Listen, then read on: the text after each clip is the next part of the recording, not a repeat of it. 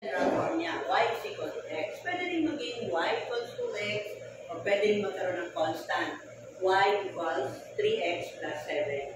Basta ang mahalaga, pag linear function, walang exponent ang x. Ang exponent niya lang ay 1. Take note of that.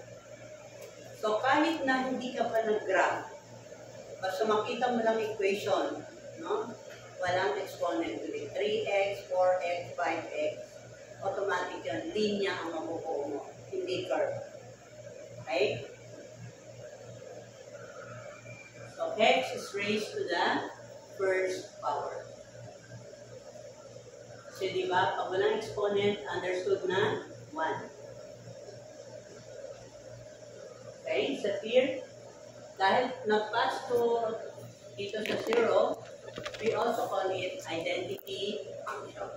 Pero pag hindi dumaan sa 0, linear lang ang tawag natin.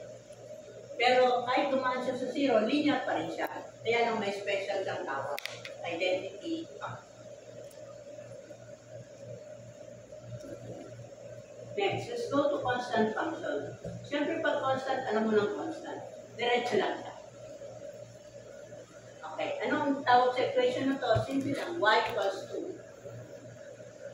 Kung nakalagay doon sa 4, yung horizontal line mo, y equals 4. Okay, pag nakalagay dito sa ibaba, let's say nasa negative 5, y equals negative 5. Yun ang ating equation.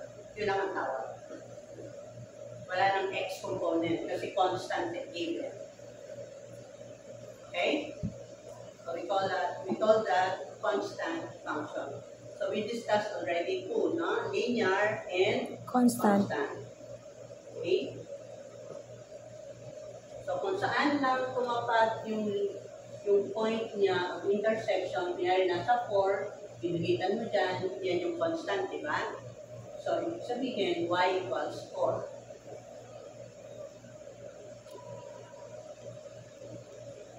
Let's go to quadratic function. Ano naman ang quadratic function? Ang quadratic function ay curve. Okay. So that is how it looks like. No? Again, okay.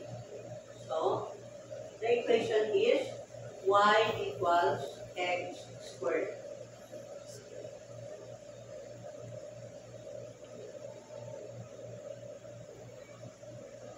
Ano mga variations? So, kung ikaw magdagdag ng mga iba pang detalye, kunyari x squared, nag-add ka ng constant, or nag-add ka ng coefficient ng x squared, okay? O di kaya, nagdagdag ka pa ng isang x, pare-pareho lang yan. Ang pinakamahalaga dyan, at titignan nyo, yung pinakamataas na exponent. Diba? 2. So, pag 2 ang exponent, it is a quadratic equation. Okay?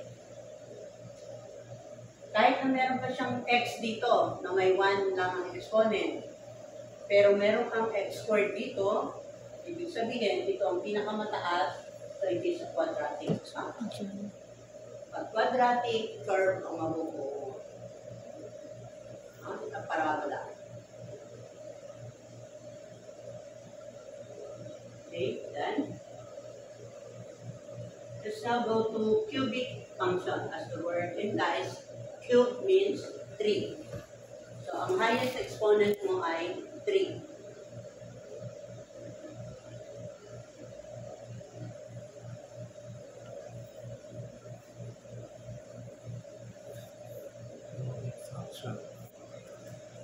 Okay na?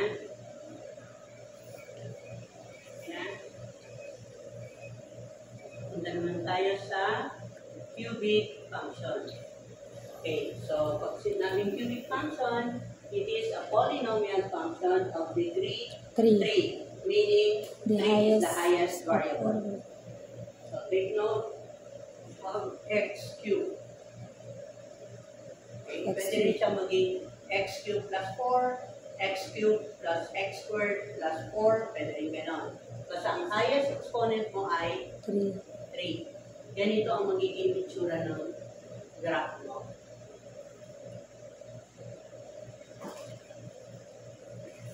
Okay?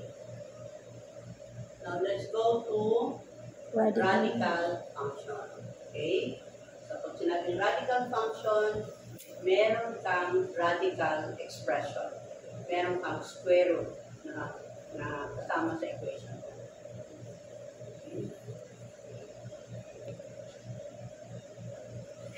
So, ganito ang itsura ng radical function.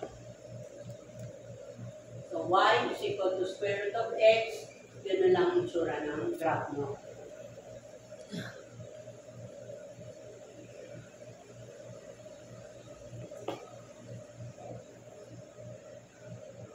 Okay, so maliwanag yung pagkaka-explain dyan. No? Sa loob ng radical sign, x lang ang nandoon.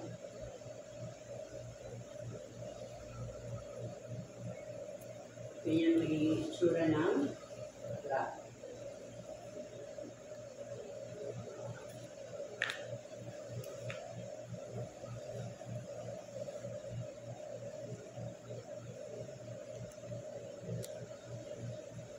Questions? Let's go to number 6. Tawag naman dito ay logarithmic function. So, pag sinabi logarithmic, may logarithm. Now, logarithm is the inverse of exponential function. So, pag exponential, nakalagay x squared. Pagka logarithm naman, log x. So, doon ang pagkakaiba doon sa may radical, yung graph mo nagmula lang sa origin. Pag gano'n. Pero pag logarithmic function mula sa baba, pataas. Okay?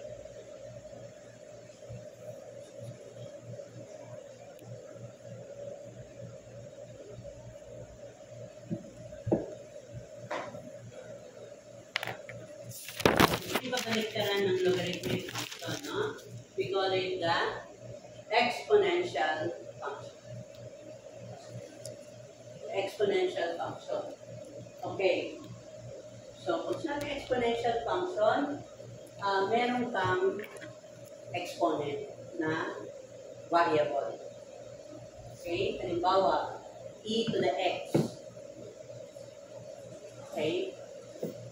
E to the x. So, pagka exponential function naman, di ba kanina, dito nagmula sa negative y, pataas.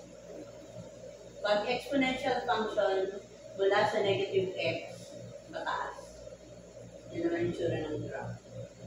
Remember that E, if you already forget it, okay, is equivalent to 2.718.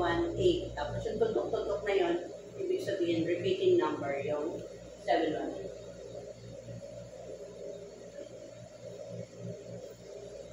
By the way, we don't solve it using 2.718 anymore kasi sa calculator ninyo, meron na yan.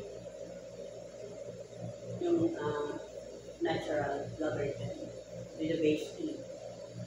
Okay, number 8, we have trigonometric function. Okay, and that graph is y equals sine x. Pag sinabing trigonometric function, it is a periodic function. Paulit-ulit. Ito yung isa. Ito, mula dito, pag gano'n, hanggang dito. Tapos gano'n ulit. Tapos dito naman gano'n ulit. No? Meron siyang wavelength. May sinusundan. Crest, yung upper part. May amplitude. That is also the symbol for some waves. Kahit yung mga waves sa dagat, ganyan din. We call that trigonometric function.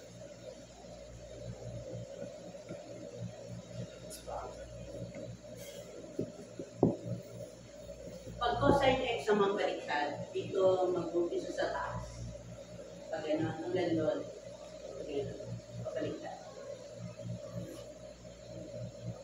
Okay, punta naman tayo sa absolute value function.